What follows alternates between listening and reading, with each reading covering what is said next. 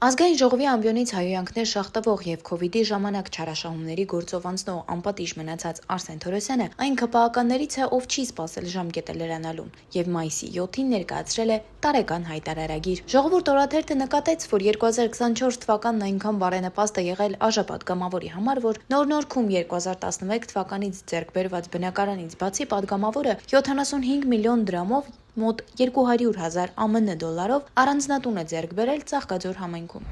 Բացի այս տներից 2020 թվականին Թորոսյանը Ծաղկաձորում ձեռք էր բերել հողամաս։ Բայց սա դեռ ամենը չէ։ Արսեն Թորոսյանը շահագործում է սեփականության իրավունքով իրեն չպատկանող Տեսլա Մակնիշի էլեկտրոմոբիլ, որի շուկայական արժեքը տատանվում է 15-ից 22 միլիոն դրամ եւ ավելի միջակայքում։ Նրա բանկային հաշիվների մնացորդները կազմել են գրեթե 900,000 դրամ, 450 եվրո, 46 դոլար։ Կանխիկ դրամական միջոցները տարեվերջին տարեսկզբի համեմատ ավելացել է 2 միլիոն դրամով դառնալով 3 միլիոն դրամ։ Պատգամավորի տարեկան եկամուտները կազմել են 13 միլիոն 491 հազար դրամ, որից 10 միլիոն 20 հազարն աշխատանքի վարձատրությունը ազգային ժողովից, 392 հազարը հարկադիր կատարում ապահովող ծառայությունից, 2 միլիոն 63 հազարը Հայաստանի Հանրապետության ֆինանսների նախարարությունից եկամտահարկի վերադարձ է, իսկ 1 միլիոն 15 հազարը Ամերիա բանկից այլ եկամուտ է։ Ստացված վարկերի եւ փոխառությունների մայրգումարի մնացորդը հաշվետու տարվա դեկտեմբերի 31-ի դրությամբ կազմել է